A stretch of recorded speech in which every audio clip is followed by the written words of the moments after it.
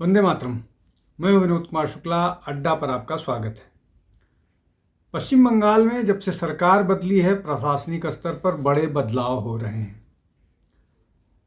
बदलाव में कुछ तो निश्चित तौर पर सरकार निर्णय ले रही है और कुछ दूसरे कारण हैं। दोनों कारणों पर चर्चा करूंगा, बात बताऊंगा। पहले शुरू करते हैं कुछ जो निर्णय सरकार की तरफ से हुए हैं और जिनको सख्ती से लागू करने की बात कही जा रही है।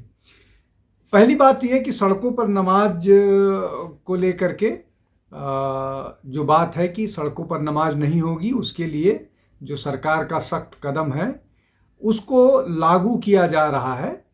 और अब कम्युनिटी की तरफ से भी ये बात आने लगी है कि नहीं, सड़कों पर नहीं नमाज किया जाना चाहिए। हालांकि लोगों को कुछ को शिकायत थी कि ये लंबे समय से नमाज हो रहा है, 10 साल से 12 साल से कुछ लोग कह रहे थे, अब उसको रोका जाना उचित नहीं है। लेकिन सरकार इस पर सख्त है और बोली कि नहीं, सड़क पर नमाज, सड़क बाधित करके नमाज नहीं होने दिया जाएगा। एक बात, और इसके परिणाम दिख रहे हैं।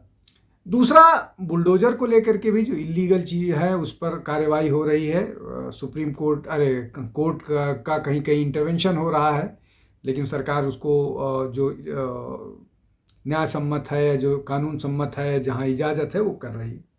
एनिमल स्लॉटर को लेकर के भी आया है कि वो भी जो स्पेसिफिक स्थान है, अब चूंकि बकरीद आ रही है तो जो स्पेसिफिक स्थान है वहीं पर हो पाएगा। सड़कों पर ये जो है वो उसकी इजाज़त नहीं दी जाएगी। इसको भी सरकार बहुत सख्ती से लागू कर रही है, जैसा कि उत्तर प्रदेश में योगी आदित्यनाथ ने पहले से ही बता दिया था। ये दो निर्णयों की बात हो गई। अब उसमें जो जमीन को लेकर के, बीएसएफ को लेकर के जो पहले कैबिनेट में निर्णय हुआ है उसको अभी नहीं करते हैं, इसलिए कि उस पर हम चर्चा पहले से ही कर चुके हैं। इसके अलावा बहुत सारी गिरफ्तारियां हुई हैं, लगभग 181 नए एफआईआर हुए हैं। अभी जो 2026 के विधानसभा चुनाव जो हुए हैं उसमें जिन लोगों ने गड़बड़ियां की थी उनके खिलाफ है। 2021 वाले मामले में जिन लोगों पर कोई कार्रवाई नहीं हुई थी उन पर कार्रवाई शुरू हो गई है। ये सब किया जा रहा है। संदेश खाली में जो लोग अरेस्ट हो रहे हैं लोग, उसमें बहुत सारे लोग हैं, काउंसिलर है, या जिन लोगों ने गुंडई की थी, पैसा वसूली की थी, ये सारी चीज़ें हो रही हैं। अब इसके अलावा और 2-3 बातें हैं जिसको समझना चाहिए। एक तो ये जो जिन लोगों को अरेस्ट किया जा रहा है ये बहुत सारे पुराने मामले हैं। संदेश खाली वाले मामले में जिन 3 अफसरों ने नरमी बरती थी, जो 3 अफसरों ने जिन्होंने उस पूरे केस को ही रफा दफा करने की कोशिश की थी, वो 3 आईपीएस अफसर सस्पेंड हो गए हैं। वो आईपीएस अफसर कौन है? कलकत्ता के तब के पुलिस कमिश्नर विनीत गोयल, जो 94 बैच के आईपीएस हैं। उनका रोल जो है वो उन्होंने जो मिसलीडिंग था आरजी केयर मेडिकल कॉलेज के इन्वेस्टिगेशन वाले मामले में। इसके साथ साथ अभिषेक गुप्ता हैं, वो 2011 बैच के आईपीएस हैं, डीसीपी नॉर्थ से। इंदिरा मुखर्जी हैं जो 2013 बैच की आईपीएस हैं, जो डीसीपी सेंट्रल थी। इन लोगों पर लापरवाही का आरोप है और इस लापरवाही के चलते इनको सस्पेंड किया गया है। अब ये इस तरह के और बहुत सारे लोग हैं। अभी और बहुत सारे मतलब जो बोलता है ना, मेनी हेड्स विल रोल, अभी इंतज़ार कीजिए। अभी कुछ दिन पहले एक पुलिस अधिकारी ने जो फोटो लेके जा रहे थे श्यामा प्रसाद मुखर्जी का, उसको रोकने की कोशिश की थी। अब 2 और मतलब ये तो जिनको पनिश किया जा रहा है। अब ऐसा नहीं केवल सबको पनिश किया जा रहा है, रिवार्ड भी किया जा रहा है। जो कॉम्पिटेंट लोग हैं, अब रिवार्ड किए जाने के वाले 3 और केस बताता हूँ। सस्पेंड वाले 3 केस बताए, रिवार्ड किए जाने वाले केस जो बताए। जो एट्रॉसिटीज़ हुई हैं या जो पश्चिम बंगाल में अन्याय हुआ है उसके खिलाफ 2 कमीशन बनाया गया है।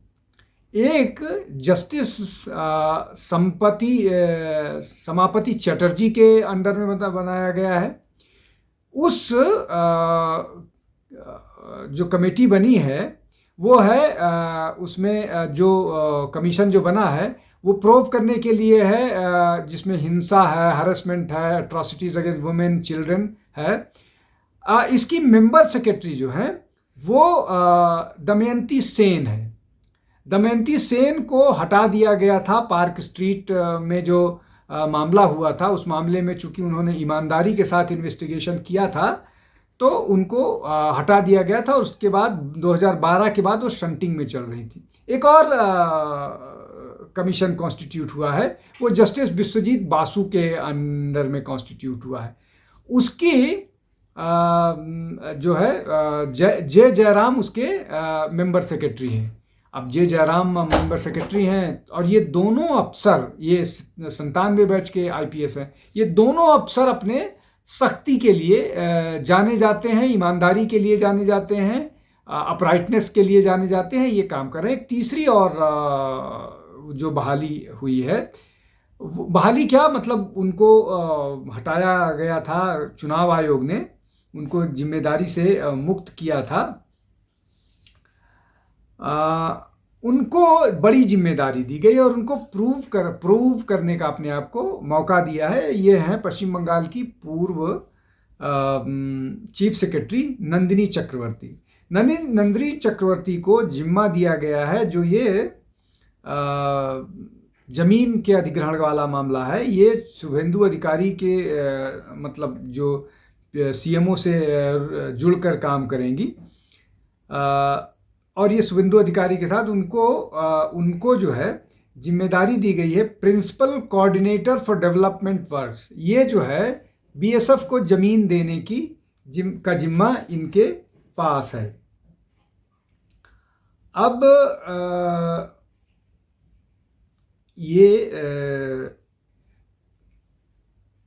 इसके अलावा और एक बड़ा मसला हुआ है, वो ये है डीजीपी साहब है, पुराने डीजीपी साहब, वो अभी राज्यसभा के सदस्य हो गए हैं। जब वो फुटबॉलर मेसी आया था तो उस समय बहुत सारी गड़बड़ियां हुई थी और उस भगदड़ और जान जाने से तो बची थी, लेकिन लॉ एंड ऑर्डर जैसी सिचुएशन थी, खराब हुई थी।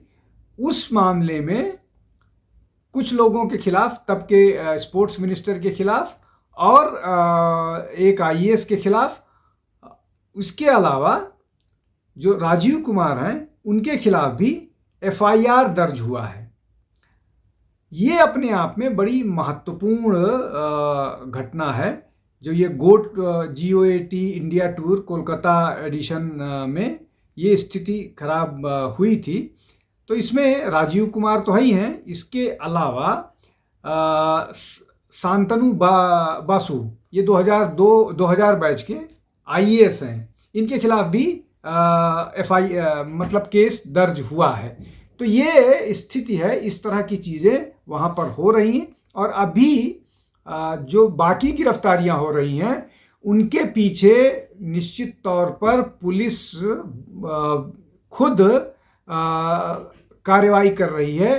पुलिस खुद कार्रवाई इसलिए कर रही है कि पिछले 5 साल, ये कह लीजिए 10 साल से पुलिस को जेन्युइन केसेस करने से रोका जाता था। अब पुलिस को चूंकि जानकारी है कि कहां कहां गलत हुआ है, इसलिए पुलिस स्वतः उन मामलों में इन्वेस्टिगेट कर रही है और जो लोग अपराधी हैं उनको गिरफ्तार कर रही है, कार्रवाई कर रही है। कुल मिलाकर के न केवल सरकार बल्कि पुलिस भी स्वतः संज्ञान ले रही, इसलिए कि पुलिस के हाथ पैर बांध दिए थे और क्रिमिनल्स पुलिस को पीटते थे और वो सरकारी दबाव में, नौकरी के उसमें उनको भी अपना परिवार देखना है और अपनी ज़िंदगी और बाकी सब चीज़ वो करना है। अगर आप किसी के भी हाथ पैर बांध दे तो पुलिस वाले भी तो आदमी ही होते हैं। तो अब ये एक नया बदलाव दिख रहा है और ये बदलाव अभी दिखेंगे। हम इस पर, ऐसा नहीं है कि ये आखिरी वीडियो कर रहे हैं या पहला, हम इस पर जो भी डेवलपमेंट्स हैं वो लेकर के आपके सामने हाजिर होते रहेंगे। आज के लिए इतना ही, बहुत बहुत धन्यवाद, नमस्कार।